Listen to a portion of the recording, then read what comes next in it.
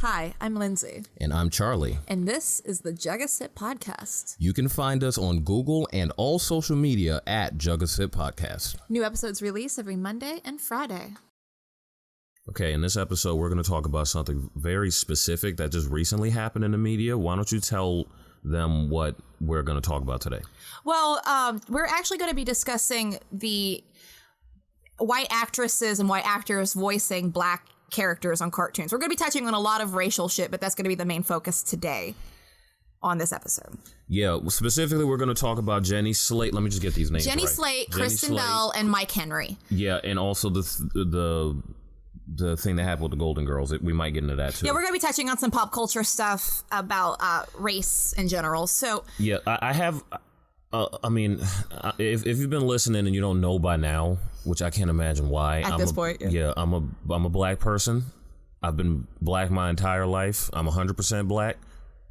So I have to live with the points of oppression that people have been arguing for centuries, every single day. So I have an opinion of these things, and I have an opinion. Like I have an opinion about it. That's the whole point. And I'm a pro-black white person, but I was raised among a lot of white privilege and racists. So over time, I've had stuff I've had to learn and unlearn. And Charles has helped me guide that, which is why before I speak on this, I want to be clear that this isn't to bash Jenny Slate. This is not to bash Kristen Bell. This is not to bash Mike Henry. In fact, I like all three of those actors quite immensely. And I actually think they did some good stuff recently. So, Charles, why don't you tell them what happened with these three actors? Okay. Well, Jenny Slate, for those who don't know her, she's an actor and she comedian. Comedian, and she also does voice acting. She was voice acting a character on a TV show called Big Mouth. It's a Netflix adult animated series. We actually really love that show a lot. She was playing a character by what was the name? Missy Foreman Greenwald. Yes, Missy Foreman Greenwald. This is a young black girl who is biracial. She has a black father and a white Jewish mom. White Jewish mother. But her character, she's portrayed as a primarily young black girl. It's very quite obvious she is black. Yeah, but she is biracial, but she's obviously a young black girl. And Jenny Slate is a white Jewish woman. Right. Then on a separate show, which was I forgot it was a new cartoon that Kristen Bell was doing. Sorry, 1 second. She played Molly Tillerman on Apple TV's Plus animated musical series Central Park. She was playing also a black and white girl, like a mixed race girl. Right. Okay. Yeah. The two of them both decided to. Oh, there was a third one. Sorry. Mike Henry, who voiced Cleveland Brown on Family Guy for over 20 years. Yeah. The three of these people, because of the Black Lives Matter movement, the three of them independently decided to step down from their roles, and each one of them had the same reason. They felt that they were taking away job opportunities from black voice actors, and they decided that they were going to open the door up and the opportunity up for those black voice professionals by stepping down from those roles. So having made these decisions to voice his characters, despite that being the wrong choice, these three white actresses checked their white privilege and realized that they made a mistake, and they stepped down from very significant roles in their life. And I have to say, I respect that a lot. Like, sure, they shouldn't have been playing those characters to begin with, but especially in Mike Henry's case, since it was 20 years ago, they probably didn't think anything of it because they were voice acting. And I do voice acting, and I can admit there might have been a time in my life in the past, not that far long ago, that I would have thought that there was no big deal behind that either. And it's okay to be wrong, but I appreciate that these people came forward and were like, you know what, we fucked up, and we're really sorry about that, and we're going to open these doors for people. I'll admit, I didn't really expect that from anybody. That's an amazing amount of insight. I didn't expect that either. I knew there was going to be a lot of things that came up that were going to change and grow, but I wasn't expecting white actors to. Didn't even occur to me, but I'm glad they did. I had my own personal issues with white people playing black characters on animated series, in animated anything, because it was a very simple issue. It had less to do with the fact that an animated character can look like anything. Right. It has less to do with the fact with that. It is the simple fact that getting a reasonable income in this country has been an immense issue for people who are not white. Trying to find a decent job that pays well, that lets you provide for your family. And being a voice actor is a decent job. It's a legitimate income. And there are not very many black voice actors out there. There are quite a few, you know, and there's plenty of them that we love. Cree Summer is one of them. Oh, she's great. There's a bunch. Michael Kevin Richardson, he's one of my favorites. I can't think of the dude whose name it is right now, but the one who plays Devon on Big Mouth, that comedian. I can't think of his name. It's Michael something. Oh, okay. I think. We'll look him up in a second. Then there's Keith David. Keegan Michael Key, Jordan Peele. Yeah. Now, I've been on Facebook and other social media, and as usual, everybody's come out of the woodwork because they don't understand. They don't understand this. They do not understand why these three actors did the right thing. They don't understand why this is so important. They don't understand why animation is not considered different from any other situation. For example, I saw some people comparing it to blackface and saying blackface is different than it is for animation. No, not really. Let's break it down. Blackface has a kind of historical precedent where blackface back in the day, when that was being done, it was being done specifically to push an agenda that was keeping black people down. Yeah, it was to mock black people. It was to make you guys look like a joke. Like, they would do the makeup really exaggerated. They'd hop around and be like, oh, yes, and they would be like really just all over the damn place. This is just one expression of racism that existed and persists. Yet another different expression of racism is keeping black people from getting legitimate jobs just because they are black.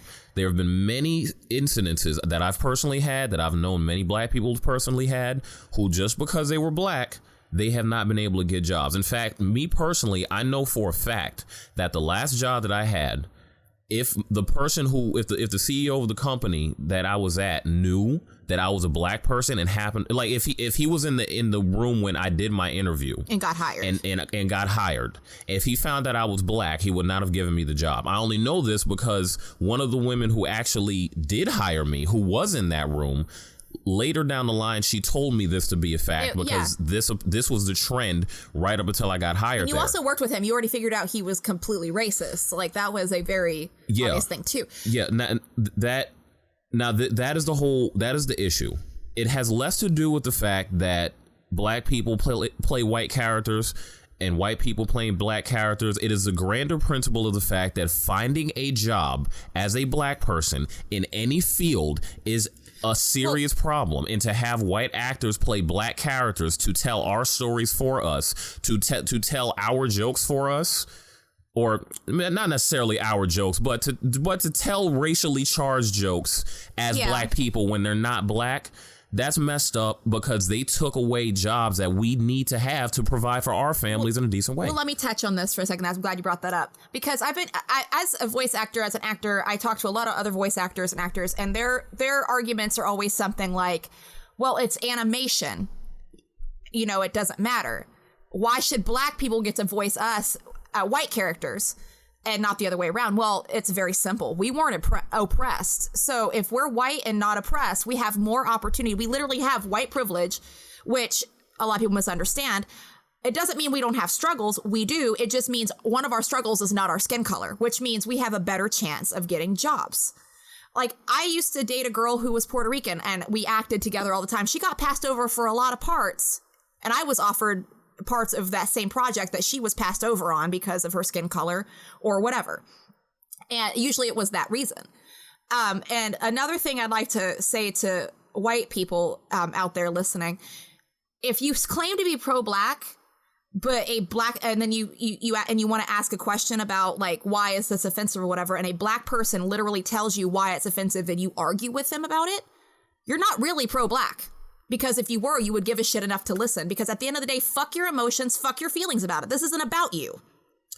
Usually when a person does this, I find when someone goes online to ask this question, the questions are usually rhetorical. They're not actually looking for an answer. They're looking for people to agree with what they already believe. To confirm their low-key racist notions. And look, you don't have to necessarily be a screaming hillbilly or even necessarily a racist to say something racist. Again, that's white privilege ingrained in everybody.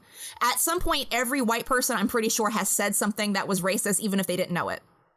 Well, the culture of the United States is built on that. It's built on a kind of bigotry that works in a very simple way. White people are in a bubble of reality where they are trained to ignore anything that's different from them. That's the problem that white people and it creates a weird comfort for them. Yeah, and this bubble creates a certain kind of false comfort. It's like a cult that focuses around skin color, and every white person in the United States is born into it.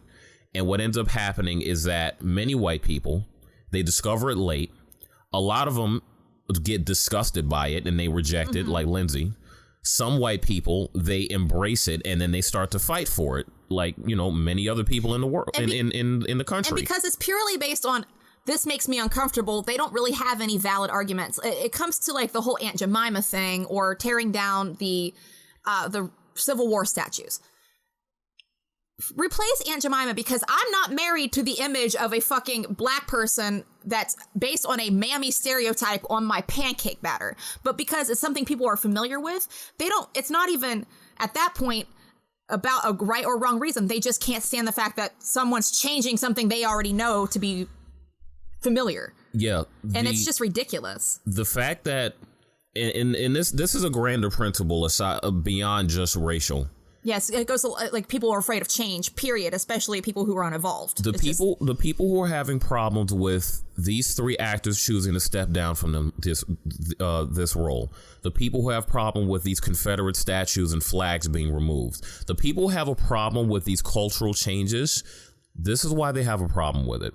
The foundations of their reality are already so weak that any kind of changes that come along, they reject because it becomes something different.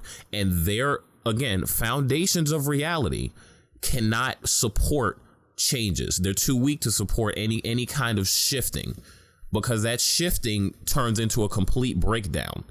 Now, when you're dealing with a person whose reality is that fragile, you really need to strongly assess everything that they say from that point of view. You got to remember, these people don't have a complete perspective of the world, and many of them don't want one.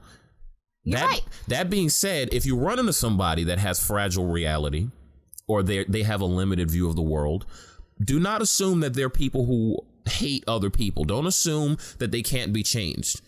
Don't start there. But also don't waste your time trying to explain something to people that don't want to fucking listen either. Like, I don't have a lot of patience for that myself. Yeah, if anything, you explain. Know your limits on it. You know your limits. You give yourself a threshold. Explain. And give them one. Yeah, explain the truth of the situation as you best see it to the person you're speaking to, if you interpret them as having a limited frame of reality. If sometimes people will double down and they'll commit to the ignorance because it's familiar. Other times they will take a look at it and attempt to change, or at the very least they'll consider it and they'll wrestle with it for a little bit. It might take some people longer to change than others. Then there's yet a third group where they'll flat out tell you they agree with you, and then when they try to change it, the feeling of change exhausts them, and then they just go back to doing the same bullshit they did before. Right. And like with me, like if I see someone being like, why are they replacing Cleveland? He's been Cleveland for 20 years. And I say to them, well, it's understandable that, Seth MacFarlane and Mike Henry made this choice 20 years ago. And because, people weren't as aware then. And as we evolve over time, these people are starting to realize that decision was wrong. And there's nothing wrong with realizing your mistake later, as long as you do something to fix it. And when you explain to them how this took away jobs from black people, when you explain to them what it means for a white person to make racially charged jokes, and just you give them the whole explanation we explained, and they're like, no, but nah. I will give you one fucking paragraph of explanation, and if you continue to argue with me, I'm a dip. I'm like, nope, nah. Yeah, because after a certain point, because some people don't want to be educated, some people just want to be agreed with. Earlier today, Lindsay and I were talking about this as Lindsay was trying to understand it for herself. And I used I took these two. To be clear, what you mean, what I'm trying to understand was the fact that I have a very hard understanding of people who see things wrong with themselves and the world, are told, here's how to fucking fix your problem. Like in my tarot readings I do for people, I tell people straight the fuck up, here's what you need to do to change your life. Some people listen, some people don't. And I'm one of these people that if my life is sucky and not the way I want it, and someone's like, well, it's because you have this behavior, or it's because you haven't done this, I'll do research on myself and pay attention, and then I'll fix the fucking problem. When you tell most people that, hey, this is how you grow, change, and become a better person, and you literally give them instructions to do it, and they will be like, yeah, I know, I totally do that, I'm totally this, that, and the other, then they don't do jack shit. Then they come back to you and they're like, I still have this problem. Yeah, because you haven't fucking addressed it. Yeah. Now, and I don't have a lot of patience with that. Maybe I should, but it pisses me off. Now, to help Lindsay understand this, I use this very simple metaphor. You have a big bottle of water. So you have a gallon jug of water and you have a 16-ounce Snapple bottle or something. We'll make it even simple. You have a big bottle of water. You got a small bottle of water. The small bottle of water sees all the water that's in the big bottle. It says to the big bottle, how can I have more water? The big bottle says, I used to be your size. To get the same amount that I have and the quality of water that I have, you need to grow bigger. And expand. You need to expand. The small bottle takes that information, attempts to expand, and experiences the natural pains that will come with trying to grow. Mm-hmm. The pains are too much, and they decide that the little bit of water they have in their small bottle are enough. This metaphor simply means this. Some people have the mind that are capable to understanding these things. Some people don't. The people who don't have a mind that's capable of it can change and grow into someone that can. But not everybody is going to be comfortable with the growing pains required to become a better person. And learning to be a better person comes with a lot of life lessons. That includes a lot of things like abuse, sexual assault, really horrible things that happen to us. You can address those things in a couple of ways. You can either realize that happened and grow, expand, learn from that experience, and try to do more to protect yourself in future or whatever. You know, kind of, they try to, if you learn something from the situation, whether it be bad, painful or not, like really severely painful, you still learn something. Or you can have people who had a bunch of bad shit happen in their life and be like, well, all this bad stuff happened, so I don't deserve any better, so I hate everything. And then they just refuse to go through any more pain to expand. Yeah, they self-destruct. But you're not going to be able to hold as much water in a 16-ounce bottle as you will a gallon, and you can't want what the gallon has if you're not willing to become the gallon. Yeah, it's really that simple. So, and that's something that gets on my nerves. I'll tell people, like, growth is painful, be prepared for it, here's how to address it, and they still are like, nah.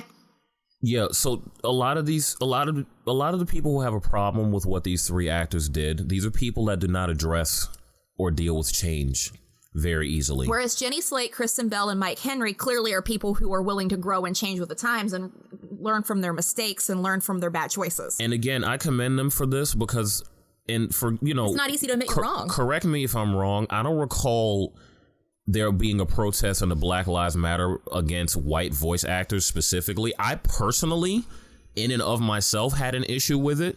Because I've been thinking... You've always had an issue. I've always had this issue, and I've been thinking about this for a very long time. I'm an avid video game player. It is something that I see all the time in the video game world as well, which is another form of animation. It's just interactive animation.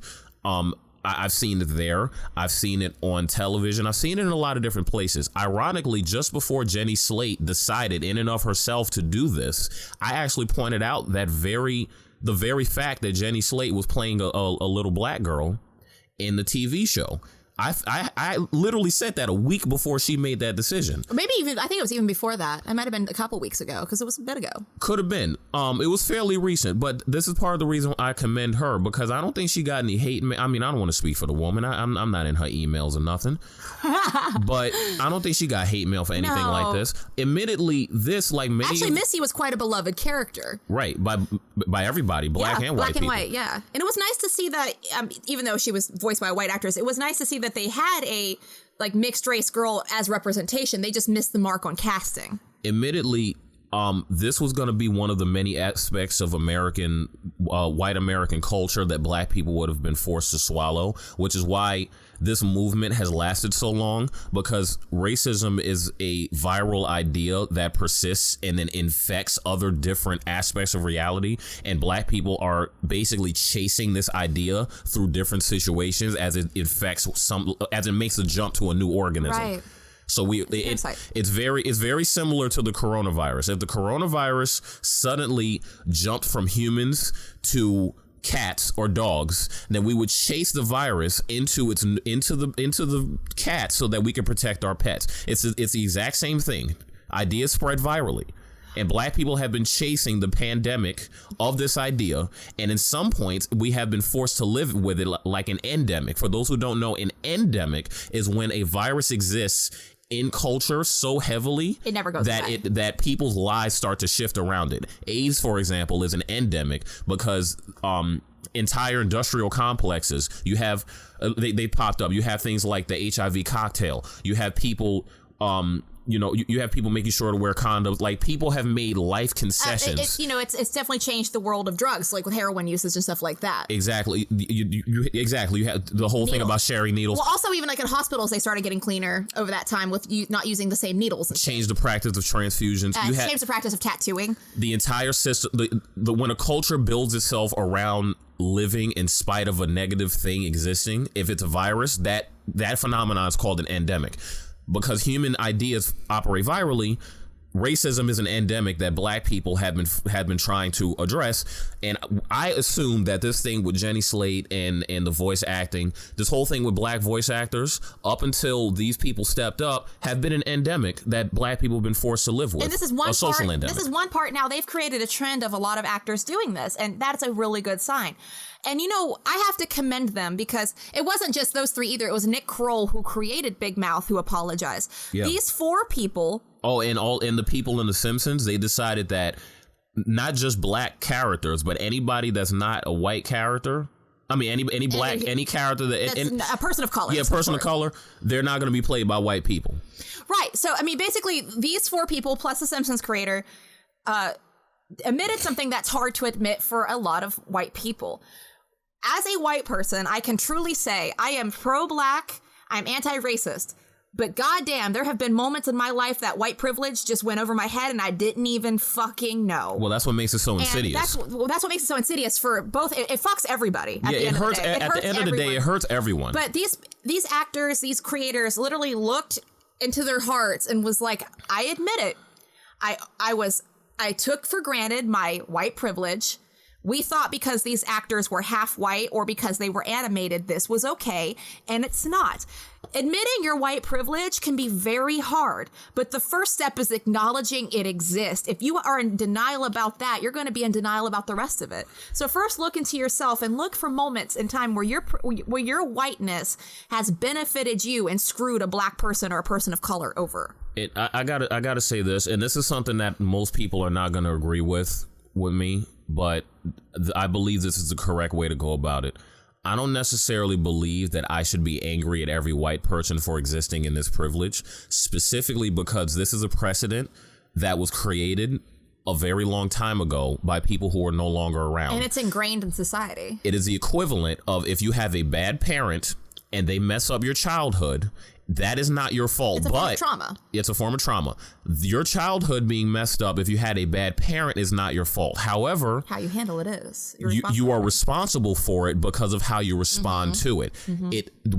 The event occurring is not your responsibility, but you living within it is your responsibility. Because unfortunately, there's a such thing as epigenetics, where the decisions of the past of ancestors will track into and affect and influence the decisions of their children and generations to come. As a whole, because they make laws and shit surrounding this. And I'll be the first person to admit I get mad at my own white privilege and white privilege in general all the time. And I know I should handle it better, but I get so pissed that it exists. Yeah. But the reason is because I hate racism, and I'm one of these like white people that don't want this white privilege. I don't want it to paint everything, but the reason we talked about this is because these actors stepping down is one, small step, and yet one big step at the same time of knocking out white privilege out of society. That's, I think, what we're kind of working toward now. These little things are making efforts, and we're going to miss the mark sometimes. Sometimes we're going to overcorrect, like the Hulu situation. Yeah, let's talk about that. Yeah, because this is a good way to bring up. So Hulu has decided to remove any show that has blackface. Now, I stand by that decision because blackface hurts so many people. The president is evil. It's just, it makes black people look horrible. It's fucked up. But in one thing I view was overcorrecting, and Charles, I think you said you agreed with me on this, was the episode of the Golden Girls in which they addressed Dorothy's son marrying a black woman. Now, for those who are not Golden Girls fans, I'm sure you've seen the article floating around, so let me explain. In this one episode of the Golden Girls, Dorothy finds out her son, Michael, is marrying a woman named Lorraine who is black, and they later find out Lorraine is like 20, 30 years older than Michael. Dorothy was not bothered by the fact that Lorraine was black. She was, however, bothered by the age difference. Now, the families had some tensions because Lorraine's family thought Dorothy was being racist. There was a whole confusion, and eventually they all came to terms, and it had a very good learning lesson on both parties. It was very helpful. In one scene, Lorraine's family comes over, and I think, if I'm not mistaken, it was the scene where they were coming to diffuse the situation. Blanche and Rose come out of the kitchen wearing mud masks, like the pore purge masks, and it was a brown mask, like mud colored. And Rose, being very out of touch and very dumb, comes out of the kitchen, sees the black family, realizes what's on her face and Blanche's face, and they feel awkward. And Rose, being the dumbass that she is, goes, "Oh, this isn't," she's like, "This is mud, we're not black." And if you know Rose's character, she's so stupid and tries so hard to not be offensive. She puts her foot in her mouth constantly. At one episode, like, she asked what color it was black people's dandruff. She just doesn't have a clue. Can I add to that really quick? Of course. There's going to be a lot of white kids that want to attack Betty White after hearing that story. Let me just tell you a story about Betty White. She had a television show in 1954 where she had a black tap dancer on TV. She was backlash for it. She told white America to just deal with it, and they canceled her show. Yeah, that's where Betty White stands on black people. Okay, Betty White is pro-gay, pro-black, pro-feminism. Like, I think she's even pro-trans. Like, she's very evolved for a woman of her 90s, and she has been since the point where being an evolved, outspoken woman with an opinion was very frowned upon. And speaking up, she's had those thoughts longer than a lot of us have been alive. She literally was pro-black before the civil rights movement, which could have gotten her killed. It got her show canceled. She's lucky she didn't get murdered. Yeah, she could have been murdered because she was on television. And the thing is, but she was playing a character that was a character that was ignorant to reality. And the reason Betty played Rose, and they wrote those lines, and because it was to represent certain people who are naive and miss these things. And Betty White wanted to, like, sort of educate people.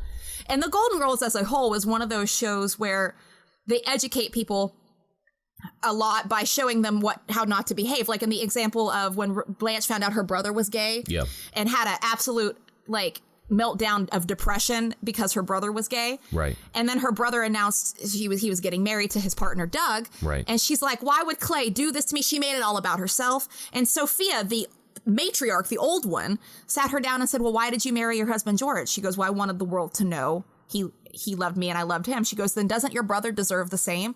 They would show how not to behave to reflect how that acted. And also, the mud mask wasn't blackface. It was. Let me chime in on something different. Let me chime in on this one. You got to understand where blackface comes from. Blackface, in its oldest forms, was a vaudevillian affect. It was a way that they made fun of black people in vaudeville theaters. Yeah. And if you know anything about vaudeville, you know that vaudeville was the precursor to Hollywood, which is why much of Hollywood remained racist in its earliest days, and to this day still has some very problematic racial issues. Had a lot of mammy characters, because it's the reason why Scarlett Johansson is still allowed to work, because the roots of Hollywood are racist because they come from vaudeville, and vaudeville is where blackface was seen often. Then you also have situations, bringing back to animations, like the cartoon Amos and Andy, which was an incredibly racist TV show. I never saw that. I've heard of it. I've just never seen it. Yeah. So for those of you who are out there and just like animation is different, no, it's not, because animation can still be racist. There's even racist animations of Bugs Bunny cartoons. Bugs Bunny being one of my favorite characters. They are racist the black cartoons of him stereotypes too. and Looney Tunes and stuff. Oh yeah. Right. So it's not different because racism can still happen there. That being said, back to the Golden Girls, that particular thing, in the context of that episode, that was a joke pointing out why an action like that was wrong. This was not a joke on the black people that think it's wrong. This was not a way to make fun of us. This was the show saying this is wrong, and this was an awkward moment that's funny because these people aren't trying to do anything wrong. They're not even doing blackface. They just walked in the wrong room at the wrong possible time. That's what the show was saying. Okay, I'm gonna give you one more example. On Always Sunny in Philadelphia, I'm a fan of this show. It's a great show. 2 times they addressed blackface in the episodes where they talked about. It was an episode centering around the Lethal Weapon fan movie that those characters made. It was the Lethal Weapon 5 and 6, and also Martina Martinez. Those are you could count these characters, Martina Martinez and Taiwan Tammy and Crazy Patty. And Crazy Patty, all crazily racist characters. Racially stereotyped to galore. Here's what you need to understand. Always Sunny is a television show. It is an anti-sitcom. The entire point of that show is to reveal what a negative person in America looks, acts, feels, and thinks like. So when they made the point of these 4 people, and matter of fact, in that scene, it was Glenn Howerton's character, Dennis. It was Robert McElhenney's character, Mac. And it was Danny DeVito's character, Frank. Oh, I forgot about the chief, what's his face? I forgot. Chief Lazarus. But yeah. I'm getting to that point. Before they got to the actual showing of it, the 3 of them were arguing about blackface. Frank, being the oldest, he sounded the most racist because he was like, "You got to get the right shoe polish," and that's what. But he's also a deeply racist character. Yeah, his character played by the least racist person I could think of in Hollywood, Danny DeVito. Danny DeVito was like the male equivalent to Betty White at this point. Yeah, and they both hate racism, but he played a racist in that show. Yeah, he played a racist. Point out why it was wrong. So. He was playing a very ignorant character. Mm-hmm. Dennis's point was doing blackface is wrong because it's blackface. There's historical precedence behind it where in any situation is wrong. Mac was saying it was correct to do because it's about accuracy. But then Dennis was okay with doing a black man's voice and not a black man's face. Basically, and then Mac pointed that out. It was pointing out the debate that's been going on for years. Now, that's what they were saying. Mm-hmm. That's what the characters were saying. Yeah. What the show was saying was these are 3 examples of people who were too stupid and bigoted. They were showing you 3 different kinds of ignorant people. 3 different kinds of ignorant people. Now, if you're a black person who lives who lives on planet Earth, you know for a fact that getting our stories told is a very big problem. It's a very big problem. And getting them told accurately in general. Getting them told accurately is an extremely, extremely prevalent problem. Some of those stories require black people to portray white people as the negative examples of people that they were. Django Unchained being one of them. Leonardo DiCaprio had an issue with using the N-word on set because he doesn't like using that word in real life. Because he's not racist. Because he's not a racist. But he also was playing a character that historically showed how white people treated black people during the slave era. So it's good to get that accuracy. Samuel L. Jackson and Jamie Foxx had to sit him down on set and break down to him, listen, you were playing a character, okay? We know it's not you. We know what this character is. We know you're not like that, but that's his character. He was quite good in that role. Like I hated him in that movie. He was great. He was excellent. He was so good. The next day he came on set and he heard that from them and he was like, all right, I'll tell you what, just give me a day. Just give me a day to work this out. And they were like, all right, fine, we'll give you a day. He comes on set the next day. Jamie's like, yo, Leo, what's up? Leonardo DiCaprio didn't speak to him. Now I see. He had to step into the character all day, or he wasn't. That's the thing. Have that mind. It was so hard for him to step into the mind of a racist that he had to slightly method act it just so he could do that character. Now, here's the thing. That's a story that a lot of people don't like to hear. I mean, they're literally trying to change the word, the fact that black people were cattle slaves to helpers in the history books, just so they don't have to acknowledge the fact that our humanity was being violated. The fact that there are white people out there who are willing to acknowledge these events is an important thing. So when Leo decided to play a white slave owner, he was helping black people out by helping tell our story. Sure, he was the villain, but he was helping tell our story. Listen. On Always Sunny, when they decide to show two ignorant ass white people try to talk for black people, I'm sorry, three.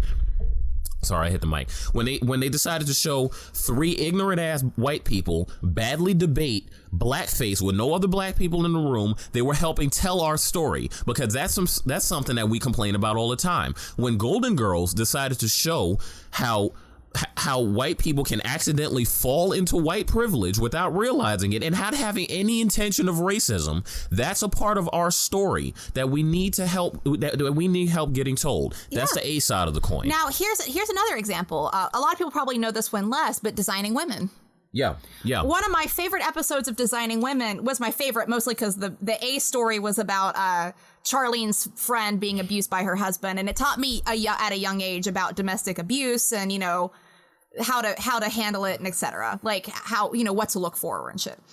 That was the A story. Now on the B side, Sugar Baker's design firm was going to do a talent show. There were 4 women. There was Mary Jo, Charlene, Suzanne, and Julia. And they were going to perform with Anthony Bouvier, their black coworker. The Supremes being black and 3 women. Suzanne Sugar Baker, who those who have never seen the show, is Julia's entitled sister, who, these are all Southern belles, grew up in the Confederate South, sort of romanticized that notion without realizing the racist connotations already. Suzanne was very privileged. She would say stupid shit that offended everybody. Black people, white people. She was just sort of a brown ass. When they said they were going to do a Supremes bit, she's like, oh, I have a makeup guy that'll mix us up some black makeup. And the rest of them were like, hey, dumbass, don't fucking do that. I'm paraphrasing, obviously. But they were like, hey, we're not doing blackface, Suzanne. That's fucking offensive. Are you on crack, basically? And Suzanne did not understand why this was wrong because the Supremes were black. And she already thought it was stupid that there was going to be 4 women, and she was trying to go for this accuracy, but she was totally missing the fucking point about how stupid she sounded. So the day of the talent show, Charlene was dealing with her friend who was in a really abusive situation, so she forgot to call Suzanne to remind her, do not put that fucking makeup on. And Suzanne shows up, not just black-faced, her whole body is painted black. She looks fucking ridiculous. Like, it is very clearly a woman wearing black makeup. And they were like, dude, what the fuck? And they even purposely avoided her on the stage because they were so embarrassed by her behavior. Again, I feel like that was one of those cases where we're talking about why blackface is wrong.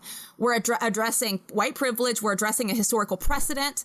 They addressed racism a lot on that show and homophobia. Yeah. They had a whole episode about AIDS and like talking about homophobia and shit. So shows like Designing Women, and the Golden Girls, they both would touch on shit like that. Now, I feel like Designing Women was often more tone deaf than the Golden Girls because it was definitely more of a subject of its time. But and maybe I'm wrong, but I feel like the Suzanne Sugar Baker thing also falls in the category of like, hey, this is why we don't do blackface and this is why it's wrong.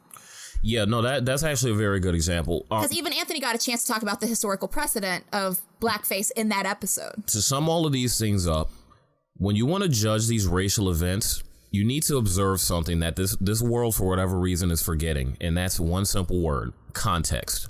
And all context. And that's a word that scares a lot of people. They do not like that word these days. All context means is that certain things mean and represent something different depending on the situation. The situation sets up the intention. Yeah. It's the user that you have to take issue with, how it's being used. Okay? So in the context of making fun of someone who is ignorant and bigoted, and doing so by showing people ignorance and bigotry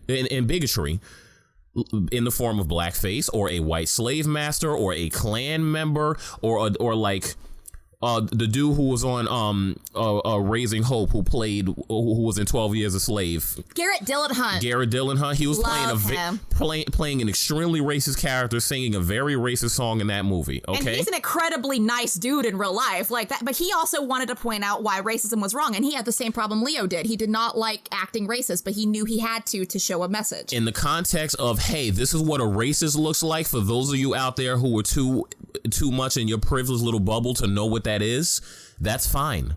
Black people need people to tell those stories with us and for us if we can't do it ourselves. We need that help. Because ultimately racism is a problem that infects all of humanity. It's not simply something that happens to black people.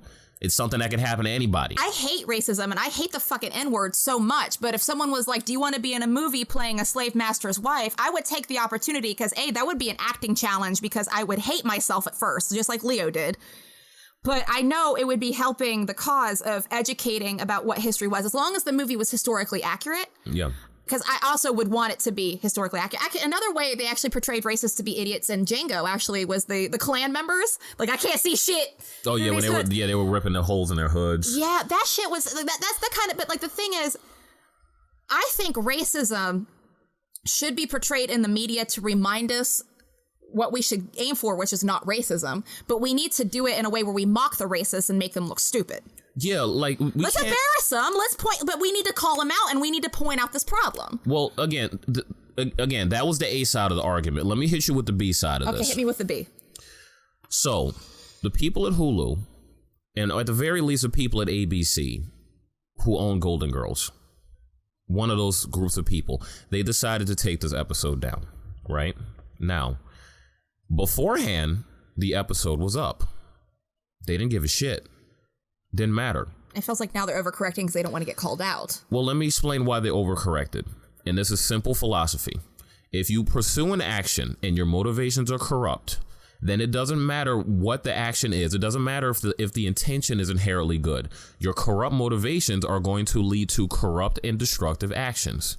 Meaning, these people, their motivations were corrupt because they were probably more worried about losing money to the black community than they were about helping in the solidarity of us representing our lives.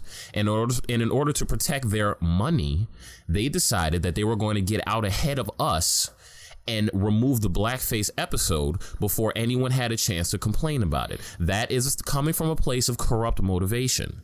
Okay? It is the equivalent of many of these young white kids who go to Black Lives Matter protests and go to college and they go to college. They learn about the white privilege bubble they've been living in. They are disgusted by it, but their motivations are corrupt because the priority in their mind is how guilty they feel, not how wrong it is. So they go off from these colleges, they go to Black Lives Matter protests, and they will take a power drill with them, and they'll take a picture of themselves drilling the side of an abandoned store to make it look like they're actually contributing. And as soon as the picture's done, they get back in their cars and they go right back to their neighborhoods where no black people are, because the entire point is to show their friends, whatever color they are, that they're not one of those people. Right. Their motivations are corrupt because their empathy for others ends as soon as their guilt for themselves end. That's not helping. Here's a great example. So, acknowledging white privilege is very hard at first, but here's the difference. If you make decisions based on white guilt and just say, I got to show up to Black Lives Matter rallies and take pictures so people know I'm not a racist and I need to start using liberal, modernized phrases that make me sound anti-racist, like POC and stuff like that, which, use those phrases, whatever. But I'm just saying it's doing that, just using the lingo and only judging the surface and learning just the surface of it and not correcting the depth of it is like putting a rug over a broken wooden floor. If you can look at your white privilege and not just see that and say, look, I have done a lot of fucked up stuff based on this in my life. Some of it I knew, some of it I didn't know. I need to acknowledge why this was wrong. I need to painfully look at this thing that embarrasses me and hurts my feelings and put my feelings aside and say, how do I fix this? You talk to people of color, you start doing research, you got to do the hard work. You can't just be like, I'm white privileged, I don't want anybody to think I'm not racist, because at the end of the day, they're going to lift up that rug and see the floor still broken. Yeah. But if you fix the floor, if you lift up the rug, look at the ugly ass floor, hammer the nails in, drill in the screws, put down wood. I don't know how to lay a floor. I'm just guessing. But if you put in the effort, then cover it with a rug, when people lift up the rug, they'll see not only are your intentions pure, but they run deeper than just Black Lives Matters. Am I saying that right? Like, you can tell when people's intentions are phony and when they just don't want to get caught being racist versus when they actually are not racist. There's a difference between fakeness and authenticity. It's that simple. And you can see in the actions of a person if they authentically believe what they're saying or if they're fake so they can win points with whoever it is that they're saying it to. Because let me tell you, being silent during this time is racism. Not saying anything, not speaking up for the cause is racism. But you know what else is racist? Pretending you care when you actually don't. Well, I mean, you could be, well, here's the thing. You don't necessarily have to say anything. You just have to have apathy. If there is no effort on your part, if let's say you're the kind of person that's never put up a post about Black Lives Matter, but after you saw George Floyd being murdered, you decided that you were gonna, I don't know, find the members of his family and open up a whole charity fund so that they can have the money or something like that. Let me be clear what I meant by silent at this time. I'm not talking about posting BLM on your wall when you haven't said shit all this time. I'm talking about when you're going down the street and you see racism occurring in front of you and you don't do jack shit about it, but then you go around saying you're not racist. That's still racism because your silence is going to kill somebody. I knew what you meant. It's just, look. I just want to make sure I'm being clear too. These principles are sophisticated and people confuse them a lot. No, that's why I was being clear too. This is why I want to use different words aside from silence. The real issue is inaction. It's complacency and inaction. If you see something negative and you do nothing about it, whether saying or doing anything, however the capacity of your capability is, you are participating in it because you are allowing the evil to exist. Yeah, it's like if you see a kid being abused and you don't call CPS or don't speak up for them or don't address the parents or do something to get that kid out of that situation, you're part of the fucking problem. In any context, there is a greater evil than evil men. It is the inaction of good people. Right.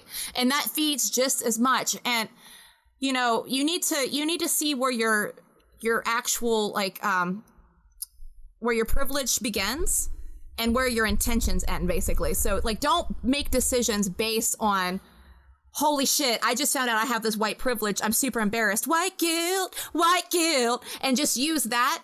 Use your white guilt as a learning lesson. Look and like use your white privilege to say, okay, here is in where life, I have white privilege. I've suffered in my life, but I haven't suffered because I'm white. Where does this white privilege begin and end in my life and in society? And it's pay attention. Because again, racism is insidious. This is not easy to identify. This isn't just white people in general, but like specifically white people who have never really paid that much attention. Take your time. The best thing you can do to improve is just take your time to listen and pay attention. Listen to the struggles of your friends of color. Listen to society. Pay attention to what's going on around you. Pay attention to moments where your privilege might be acting up. Here's a great example. My ex-girlfriend and I were driving in a car. We had a really rocky start to our relationship. We were homeless very early in our relationship. And we were living in this really seedy motel in Plainville, Massachusetts for a few months. And we were driving around in our car with all of our stuff in it. A cop pulls us over entering this motel parking lot. He only sees my ex. And she was Puerto Rican. He goes over to the front and starts questioning her about whose car it is and starts being all racist to her. He sees I'm in the car and his whole fucking tune changed.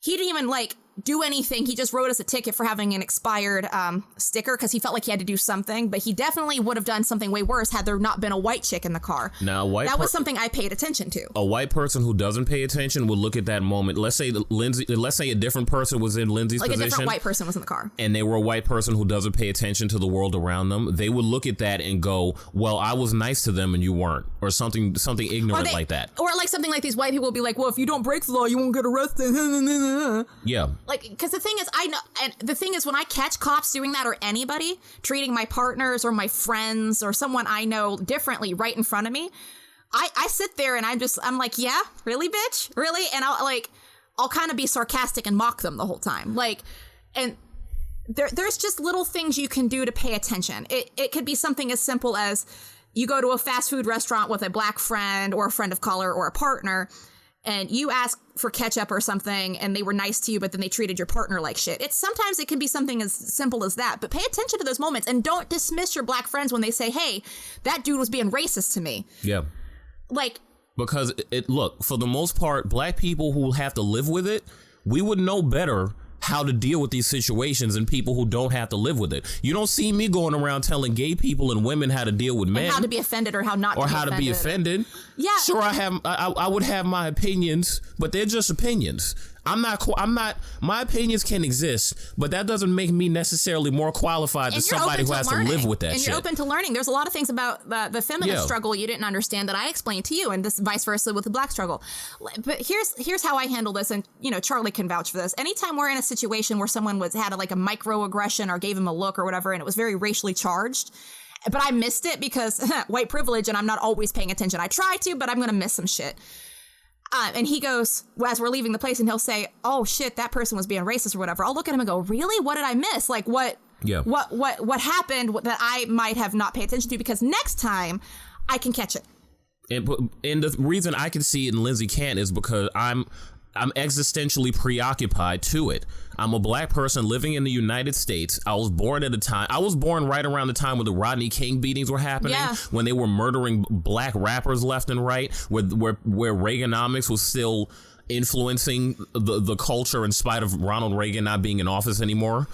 Black people were being arrested for marijuana charges, something that actually existed back during the Nixon era. But people still serving life in prison for that. Yeah, it was established then, and I grew up in a world, and now and I'm looking at social media posts of all these young white girls who are opening up marijuana distilleries. Meanwhile, dispensaries. Sorry.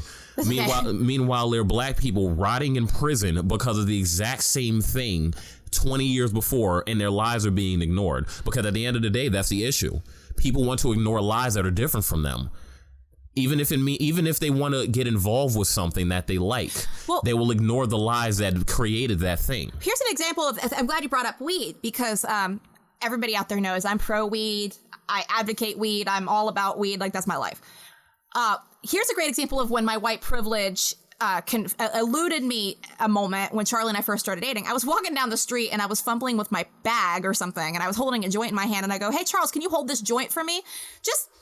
I would have asked anybody who was with me just to do it because I needed to free up my hand, and he just looked at me, and I go, what? I know you don't smoke, but are you uncomfortable holding it? And he goes, yeah, I'm black. And I just go, oh, yeah. Because even though it's been decriminalized in New York, a cop will look for any reason to kill or hurt a black person, but it was just one of those moments. I was a little stoned, I was preoccupied, and I just didn't, because I love him and he's just a person to me. I didn't forget his race, but I just didn't think about asking him to hold that for me without even questioning it. But I was wrong to think that. I want to address something that really pisses me off about this entire voice acting argument that I've heard on the internet. Oh, sure. Tell me. You might not even run this one by me yet. I haven't. Okay. And I'm going to address it right now. Cool. There have been a lot of the white people who have been saying, why is it okay for a black person to play a white character? Oh, I thought I addressed that earlier. You did, but it was the lack of oppression. Yeah, I just want to make sure. I didn't chime in on that. Okay, thank you. I just want to make sure I did say that. Well, here's how I'm going to explain that. Yes, there is a historical precedent where white people do not have to worry about their entire livelihoods being broken down because a black person has an opportunity over them. But a black person does have to worry about that. This is the privilege that we have been referring to. This is the you haven't been oppressed notion that Lindsay was previously speaking about. Mm-hmm. It means when a black person gets an opportunity, we have to hold on to it for dear life. When a white person in the U.S. gets this opportunity, they don't have to work as hard to hold on to it. No. Chris Rock he said a quote where he said a black person has to run, jump, swim, and fly to something that a white person can walk to. Yeah. That's what the hell we're talking about. So let me give you an example of something to address this exact thing. Why is it okay for black people to play characters of their other race? Well, I'll tell you what.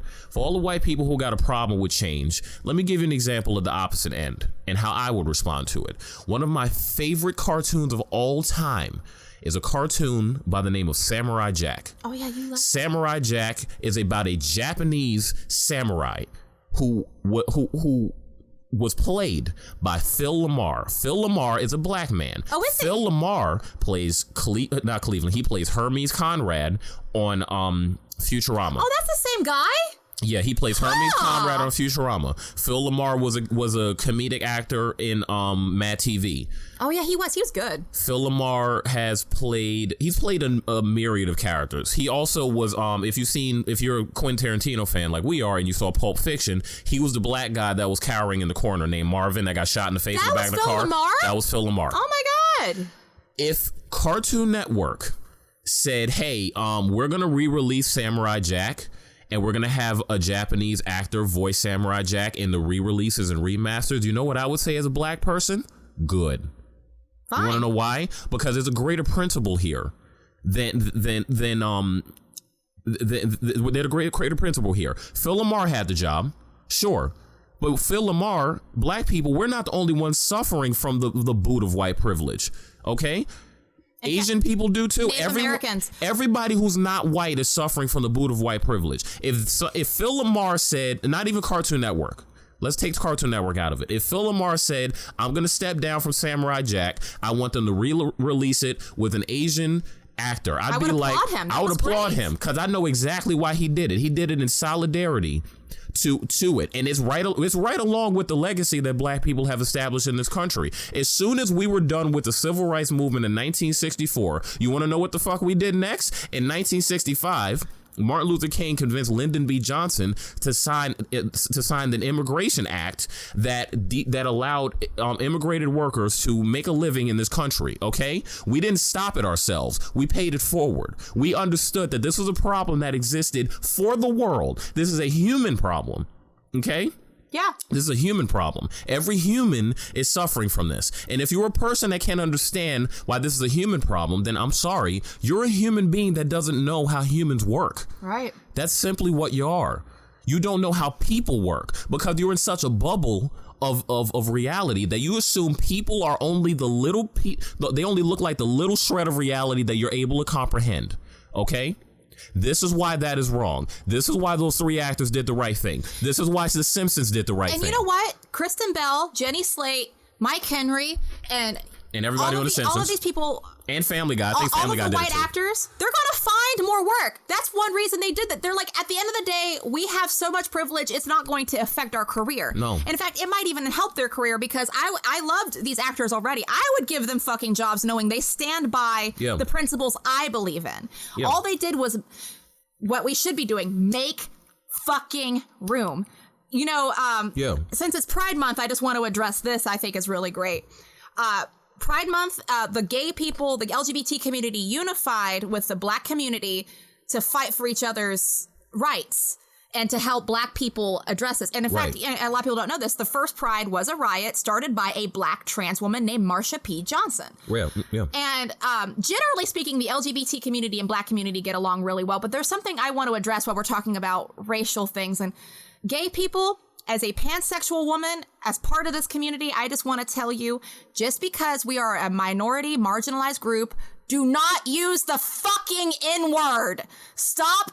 There are so many gay people out there that think it's okay to use the N-word because you're oppressed. It's not fucking okay. It's not okay if black people call you the F-word or the D-word or any other gay slur. So it's not okay for y'all to be using the N-word. Okay, to be fair, if you're not black, if you're gay and not black, don't use that fucking word. No. I'm not going to tell black people how to fucking live or how to feel, but gay people, if you're white or not black, please do not use the fucking N-word. Yeah. People get... We have to remember, if we're oppressed, marginalized groups, just because we have experienced oppression, whether it be women, gay people, black people, it doesn't give us a right to use each other's like slur words or appropriate each other's cultures. It's not cool. People, for whatever reason... and I blame it the human intention of taking the little piece of reality that you have and assuming it's the whole world. This is something that everybody does. Yeah. I blame that primarily. But the fact that this happens involuntarily with human, fine. I can live with that. But when you are being forced to acknowledge that your little piece of reality is not the whole world, and you choose to fight for your ignorance, then it ceases to be about humanity, and it ceases to be how you deal with your personal slice of humanity. That's what makes this wrong. That's what makes gay people using the N-word wrong. That's what makes networks like Hulu taking down blackface just to hedge their bets wrong. Especially when it wasn't blackface in the first place. And, I mean, there's a couple of cases where they took down actual blackface things, like the episodes of Little Britain, and it's fine. If it's actual blackface, if it's actually hateful, take it down. Yeah, that's another thing. It's really ironic because the day before they actually did that, in fact, 30 minutes before they did that, I was watching Little Britain for the first time. And I'd only seen certain episodes back in the 2010s. Completely unrelated, totally a coincidence. I was just looking for a British comedy that I could watch with a lot of seasons that I could binge watch while I was editing videos. I found Little Britain, thought it was hilarious. I didn't even get to the blackface episode. I very much wish I did so that I could judge it accurately. I'm not saying that they were wrong for taking it down just for my sake. But you wanted to see if it was a case kind of like the Golden Girls where it was educating. Yeah, to believe that they did it because that'd be crazy and narcissistic. All I'm saying is that I wish I had a chance to see it, because if it was racist, if it was a context based where it was teaching you not to be racist. Let me break it down. If the show was basically using blackface as a way to portray black people and that's it, then that's racist.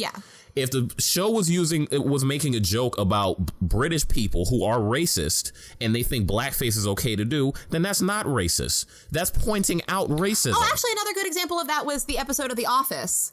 Yeah. There was an episode of The Office where Dwight, who is literally from a Nazi family. Yeah, or at the very least they were Nazi sympathizers. Genetically, and by the way, Rainn Wilson, who plays Dwight Schrute, is like one of the least racist people in fucking Hollywood. He's actually, he does a lot for every community, and he speaks out against racism all the time.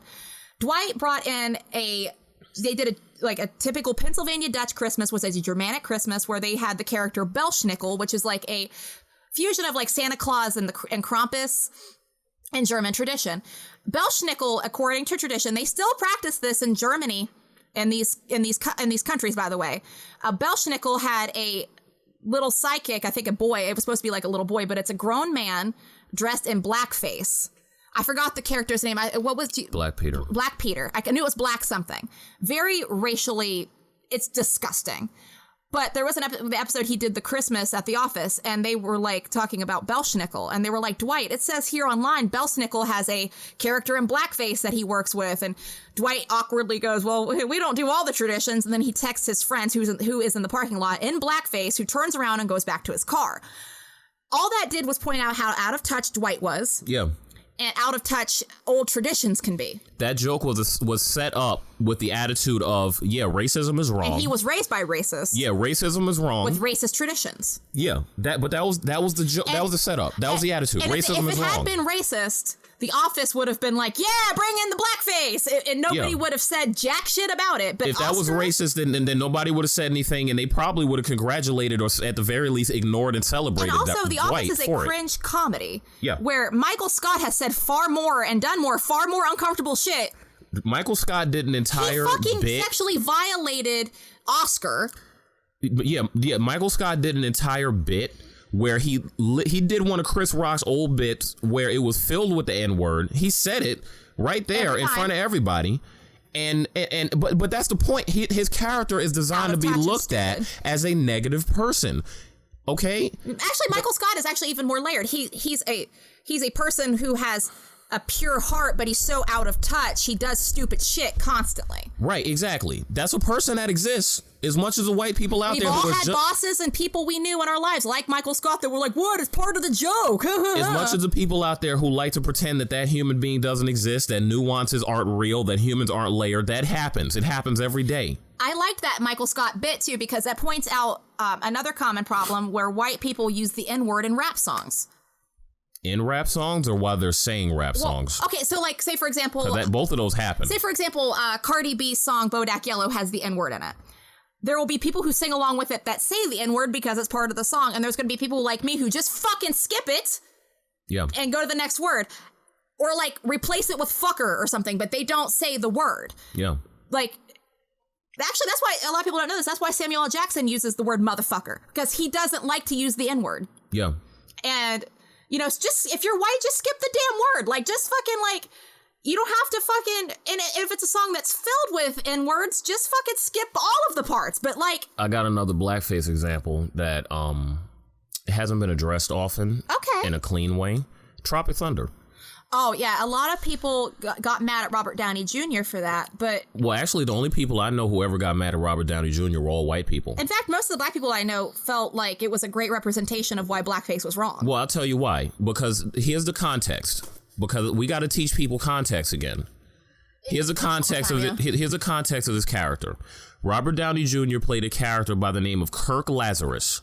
Kirk Lazarus was a method actor who had such severe identity issues that he legitimately did not know who he was. He would escape himself by staying in the character. I mean, there are quotes from this movie where he said he doesn't break character until DVD commentary. Right, and basically... That was his entire arc. And it also shows the danger of method acting in general, because I've mentioned before, I'm not pro method acting, and I think it's dangerous. This character's entire arc was he had identity issues. Robert Downey Jr. played him, right? The character decided it was okay to do blackface so that he could very thoroughly immerse himself into a character.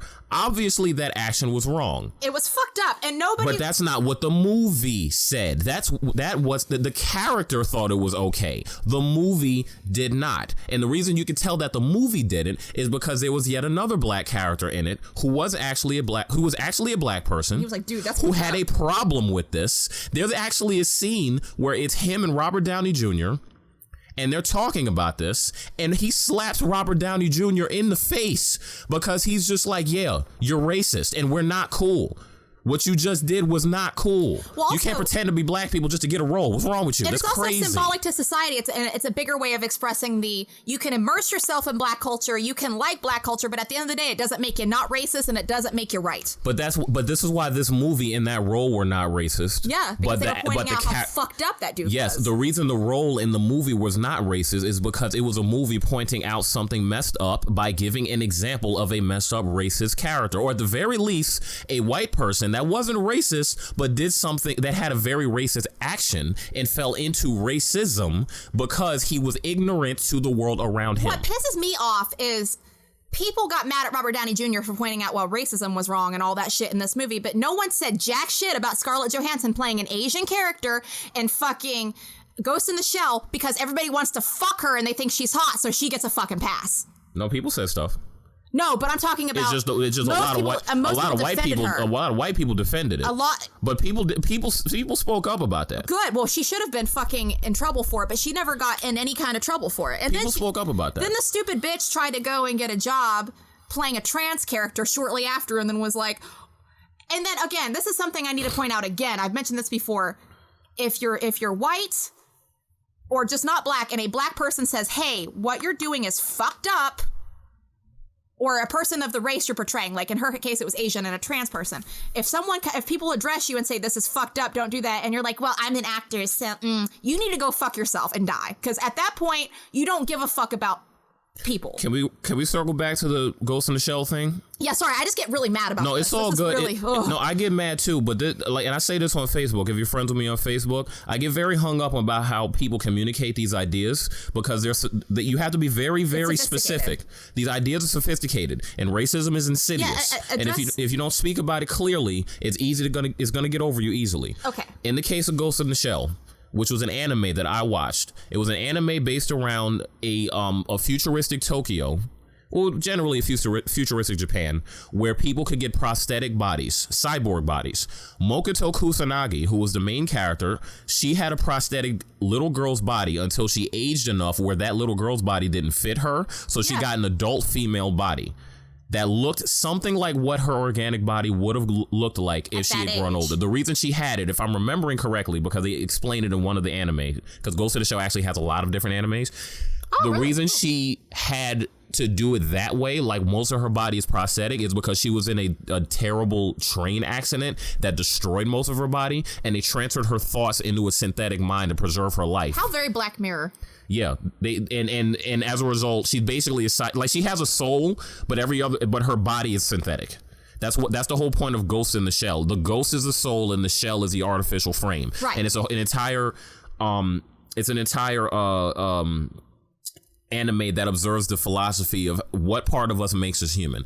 That being said, that's a good way of proving it too. I like that. But yeah. Yeah, that being said, a lot of people argued for Scarlett Johansson playing this role because of the themes of the anime itself. The woman's body was prosthetic. That's the point of the anime was making a point about existentialism, how we're more than just our body. That makes perfect sense. Here's the problem. Why it's a problem. They bastardized the theme of the anime in one very simple way. Mokoto Kusanagi did not change her name. She did not change her heritage. Her identity is Japanese. That was preserved in the ghost. The part of the shell that mattered, that the thing that gave the shell value, was her identity, which was a Japanese woman named Mokoto Kusanagi. The movie decided that what Mokoto did is flip races and decided, I'm not going to be an Asian woman anymore. I'm going to be a white woman. Which not only took a role from an Asian person, but it belittled Asian people as a whole. Because if you're genuinely proud of your Japanese heritage and who you are as a person, Mokoto wouldn't be like, hey, I'm going to become a white woman with blonde hair and blue eyes because that's ideal. Like, all that is, that's just a big slap in the face to Asian people. So when you try to defend it, it's a robot, it doesn't matter. Actually, it really fucking does matter, and it matters more than you think. In the context, you know what? We'll just make it simpler for the people that still don't get it, because I'm sure they're out there. In the context of Ghost in the Shell, in that particular role, it mattered. Because Mokoto Kusanagi was not claiming to be a white woman. No. Okay? Because it was a part of her identity. And identity is something that exists within us all. Sure, the outside will affect it. Yeah. But it is something that exists first and primarily within ourselves. Okay? When those white writers decided to come up with their racial loophole, they completely, not only did they disrespect the theme of that anime, a very powerful existential theme, they disrespect all of Japanese culture, the Japanese people that came up with and were intelligent enough to even observe that theme to turn it into a long-lasting franchise, because I'm sure it's like 25 years old now. It might be a little younger than that, but it's no, actually, yeah, it's probably like 24, 25 years old. Anyway, but the very culture that created this, they diminished. They disrespected the culture, the themes, all of those things they did. Scarlett Johansson was complicit in this. And she never apologized or even saw why she was wrong. All because she did was get defensive. Because she's in such a fucked up bubble of white privilege that she decided that as an actor, it's okay for her to do anything she wanted, which is why a couple weeks later, she thought it was okay for her to play a trans person. This is also why, separately from Ghost in the Shell, there was yet another movie, which I thought was disgusting, called The Assignment, where this bitch, what's her name? Michelle Rodriguez. The character. It was about a male assassin who was forcibly turned into like she was forcibly transitioned into a woman, right? And Michelle Rodriguez thought a script that deplorable was okay to play a role in. Yeah. First of all, the script by itself... She makes a lot of bad choices. I also don't have any respect for her either because... That script by itself sounds awful. It does. It's like, why the hell would you make a script where the precedent is a mad scientist switches somebody's gender? It's like, that sounds disgusting. That is in such bad taste. And the antagonist of it is transgenderism in general. Well, and let me. And then she played that role, and her justification was she's bisexual, so she should be allowed to do whatever she wants. Yeah, as a pansexual woman, I would never feel comfortable playing a trans person because that's also taking roles away from trans people, and also that's just a bastardizing way of fucking up their story. So that being said, we're cutting close on time because you have a meeting. Yeah. My point is for this particular thing, I don't have respect for Scarlett Johansson or Michelle Rodriguez as people. I don't fucking care if I know them. I would punch them both in the fucking face because at the end of the day, they were called out for white or they were called cisgender out privilege. They were called out. I couldn't think of the word cisgender for a second. Yeah, they were called out on their privilege. And instead of being like, you know what? I never thought of it that way. I should not have done it, and I'm very sorry. Like, Emma Stone apologized for a role she played because she was playing a woman that was in a story Asian, and then they made her like with an Asian name, but she was still a white redheaded woman. She realized that was wrong, came forward and said, I should not have fucking done that. Okay. So, I mean, that's why I like her because I like anybody that can be like, yo, I fucked up, my bad. Well, that's just accountability. But if you're just like, I'm hot, so nobody cares. Fuck you, bitch. Fuck you. Yeah, because these people don't have any accountability. They don't have integrity. They don't have any integrity because they don't have a fucking soul. If you're just getting through life when you're mediocre acting and you're decent good looks and you don't listen to anybody who is actually a part of these cultures and is like, yo, what the fuck? What is wrong with you? Don't do that. And you're like, well, whatever. I don't care about your feelings because I'm a millionaire. Like, go die, please. That's like, sorry, I get really fucking mad about this. No, I hate the disrespect. I get angry too. I just obviously am like way louder about it because the insidious nature of racism survives and persists because of that. Yeah. This is why these evils persist. It's because these people just decide that they could just live inside of it because it's familiar. This is why racism continues to exist. This is why sexism against women and men, time to time, this like things like the patriarchy, homophobia, every single bigotry that you can think of exists because somebody decided it's not my problem. It's not my problem. Well, I tell you what, if you're a human being, it is your problem. Because ultimately it's hurting all of us. Whether you realize it or not. It might not get to you right now, but I'm telling you. It's a ripple effect. I'm telling you, the monster of racism is going to crawl up in your ass in a minute. It's a ripple effect. It will expand out. So my final thoughts, just to wrap this up, is it's okay to have made mistakes based on your white privilege, your hetero privilege, your cis privilege. It's okay to have made mistakes and even have maybe accidentally said some offensive shit. What is important is that you are willing to listen, you are willing to learn, and you are willing to take the pain of looking at why you're wrong. That's, it takes a lot of gumption to look at why you're wrong. At the end of the day, it costs absolutely fucking nothing to grow and change as a person and as a society.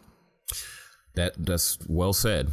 So my final remarks, I got 3 things. I want you to remember 3 things if you decided to listen to this all the way to the end. And thank you if you have, because this is probably heavy to hear. I want you to do 3 things when you go out into the world next.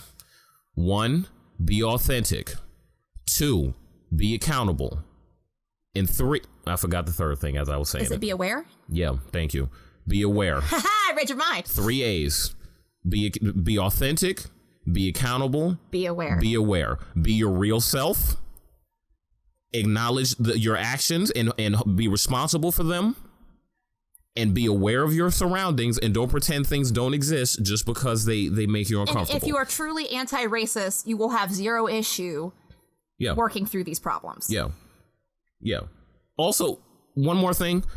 That doesn't mean you can't ask questions. Ask your questions, because you might just not know. Again, these things are sophisticated. So ask your questions, but understand that there are people who are more qualified to answer these questions. Actually, I have one more thing, too. And if you're one of these people out there screaming all lives matters, let me give you an example I saw online. This is the best example I've seen of it. If you're fucking your girlfriend and you say, hey, baby, you like this dick, and she goes, I like all dicks, that's how stupid you sound. Yeah. Yeah.